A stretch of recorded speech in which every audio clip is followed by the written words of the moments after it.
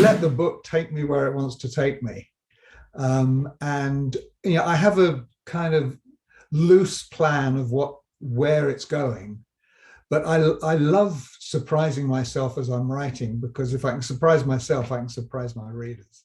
Right. Hello and welcome. I'm your host, Darshaun McAway. You're tuned in to Wow Podcast. By all means, go to wowpodcast.me. That's WOWPODCAST.me. Now, today we have a very special guest. We have no one other than the Robert P. French. Sir, how are you doing? I'm doing great, thanks. And thank you very much for having me on the podcast. I really No appreciate problem it. at all. So we're going to talk about your latest book, Jailed.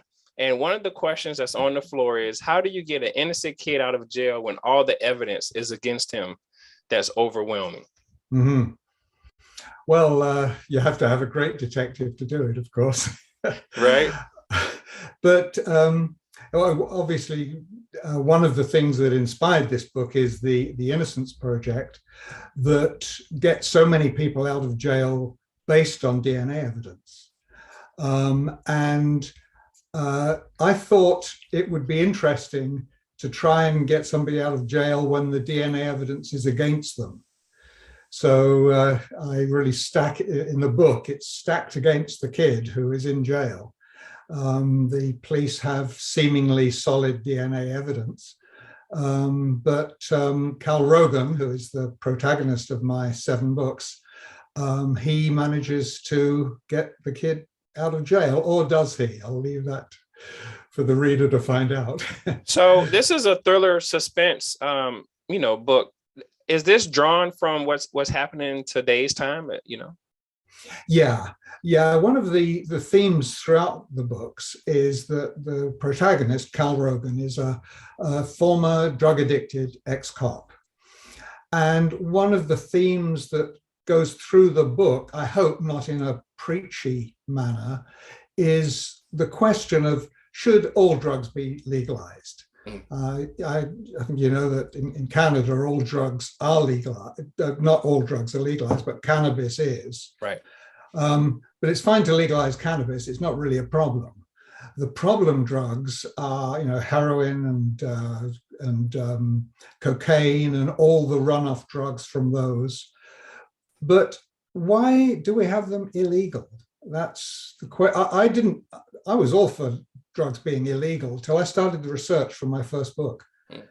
And I spoke to a lot of people in government, and I actually met somebody who was a former addict who ran an organization called Vancouver Drug Users Association. And it's an association run by former addicts to help people become former addicts.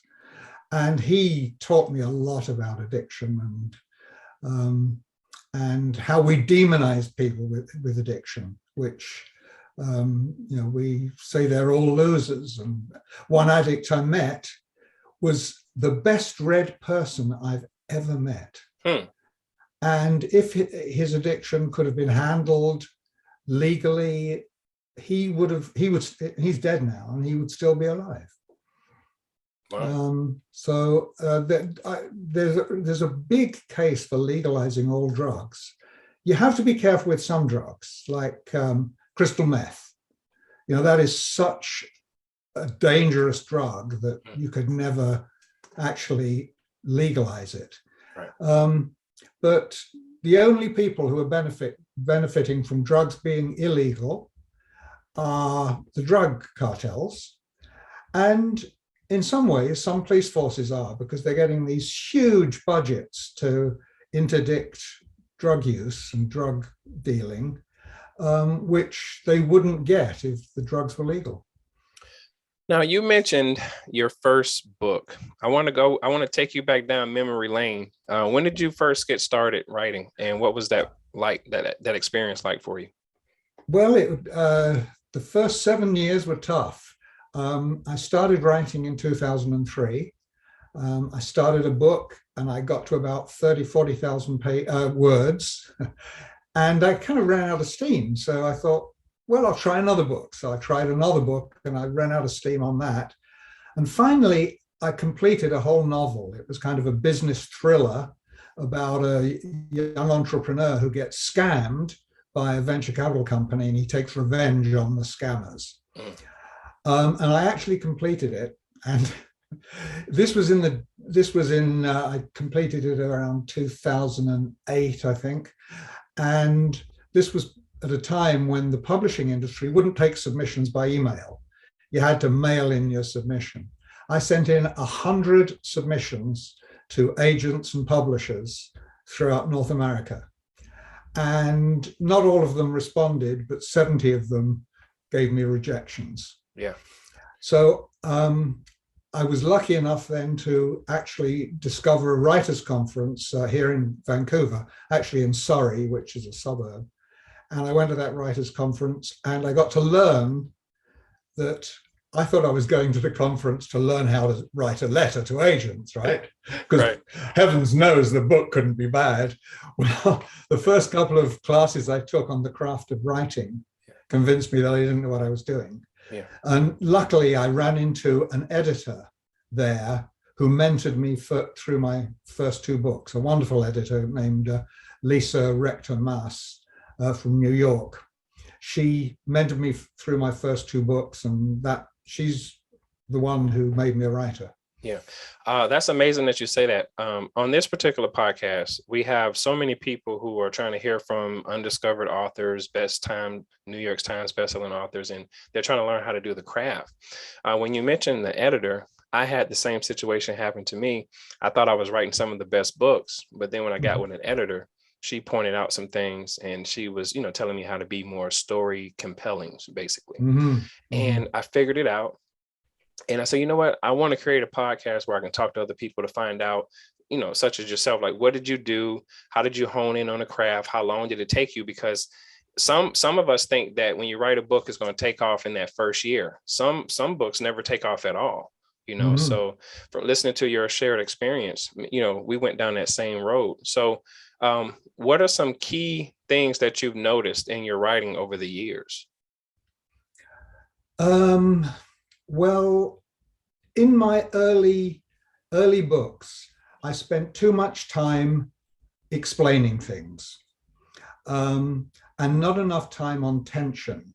One of the things, if there was anything that I would want to pass on to other authors, is that the most important thing that you do as a writer, whether it's fiction or nonfiction, no matter what it is, the most important thing is that there's tension on every page, something that drives the reader onto the next page and onto the next page.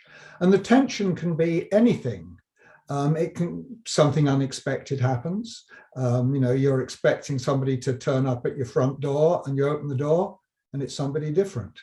Or a question that the character asks, unanswered questions, which maybe get answered or should get answered later in the book. But anything that will create tension on a page will drive the reader onto the next page. And that's what I always strive for. When I'm reading what I've written, I'm always cognizant of when I'm getting bored on a page. So let me ask you, what is your desired outcome for the Cal Rogan mysteries? Like, where do you see it going, or what do you want to have happen? Well, before we were talking about movies, I would love to have one or more of the books made into a movie. But I've come to realize that what really matters to me, more than anything else, is my readers. I've developed a mailing list of about 7,000 readers. And when I publish a new book, the emails I get back from the readers are is the joy. It gives me the joy of writing and the joy of going on to the next book. And that's really what matters to me, is providing a good experience for my readers. I've made the commitment, and I think I'm pretty much keeping up to it, that every book I write will be better than the previous one. Right. And that really matters to me. Well, I'll tell you what, I know for a fact that having a newsletter or like a email database of your own community, so to speak, that's what keeps you in the loop. Mhm. I've been writing for about 15 years now. I think I have like 35 titles. And I just keep up with the people who have been supporting me for years. Mhm. Um, I made my success. I got books inside of all the major retail stores. But when you brought up your database basically, and that's kind of who you're doing it for. Mhm. My hat's off to you. I really appreciate that, because I was definitely one of those people who was looking forward to the next book that was coming out. And how do you find these people? Mhm. Because when I was coming up, there used to be a few commercials where authors will do a 30-second commercial or a minute commercial about a suspense thriller, but in today's time it's mainly geared towards social media. Mhm. So what are you doing to market your book? Well, I've tried many things, and I found lots of things that don't work. But the thing that seems to increase my sales steadily is doing book promotions with, I don't know if you're familiar with BookBub, Hmm. but I've had several BookBub deals, and they are the things that constantly push my sales higher and higher. I do a little bit of Facebook advertising, which is okay. I've completely stopped Amazon advertising because everybody is doing Amazon Yeah. advertising. Everybody's doing it. Um, so you can set up an Amazon ad and it will make a return on investment, but you don't get enough clicks because Yeah. everybody is trying to get those clicks. Yeah. Um, so yeah, so I think book promotions are what I'm focusing on in terms of marketing these days. I got you. Yeah, so go on. Yeah. So I want to talk to you about your legacy. What do you want your legacy to look like?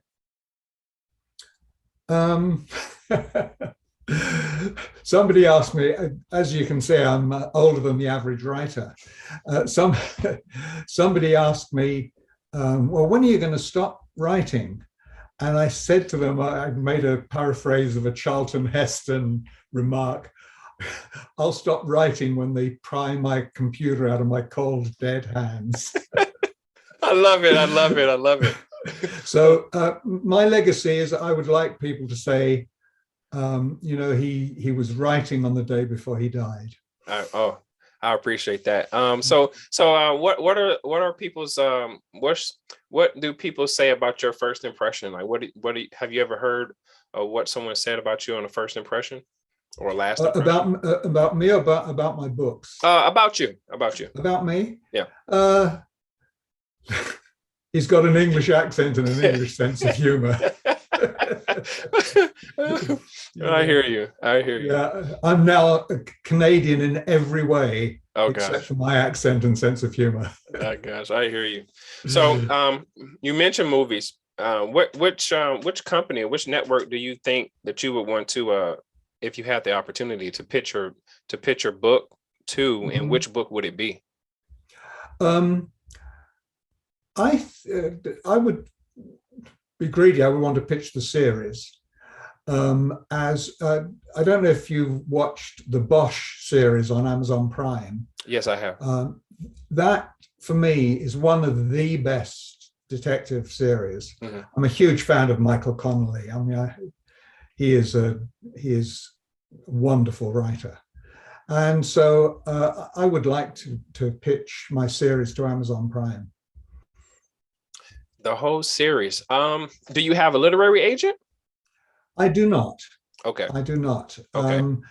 Typically, I went through the process of trying to find one, Mm-hmm. but typically, I'm not in a good demographic for literary agents. Got you. Because my age being one thing, they don't know when I'm going to write the next book. Right.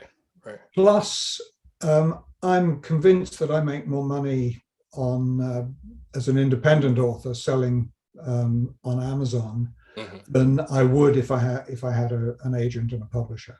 Got you. I've been asked this question quite a bit because I'm working on some things. And what I found out about pitching your book to like networks is you can either have a literary agent, an entertainment lawyer, or if you have a publicist who's connected in certain circles, they'll have the opportunity to basically have you, what's the word? It's escaping me right now. Mainly like a storyboard, so to speak, to pitch to a network. Something along the lines of like 2 or 3 pages that they kind of get the gist of it. So, I was just curious if you had an opportunity to do that. Well, I've recently got a publicist, Mickey Mickelson, and at some point he and I will have that conversation, I'm sure.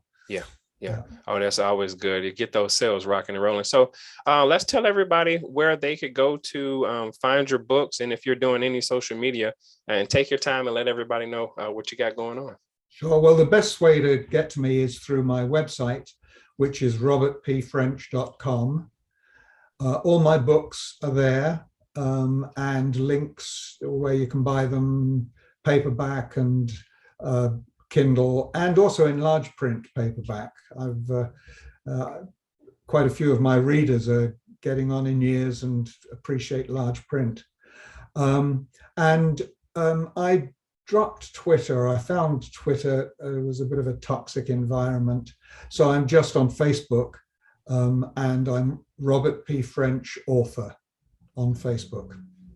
Well, I tell you what, Robert, it was an absolute pleasure speaking with you. You guys, by all means, go check out Jailed. Check out the Cal Rogan mystery series. Right, he's been doing this thing for quite some time. I'm having like a fanboy moment because I get a chance to see your books, but then when you talk to the author, it's like, oh, okay, how you doing? So I wanted to make sure I got a chance to ask every question that was on my mind. I really appreciate you for coming by. And I appreciate you inviting me. Thank you so much. Thank you so much. We have Robert P. French, the author of Jailed. My name is Darshaun McAway. You're listening to Wild Podcast. We'll catch you guys on the next one.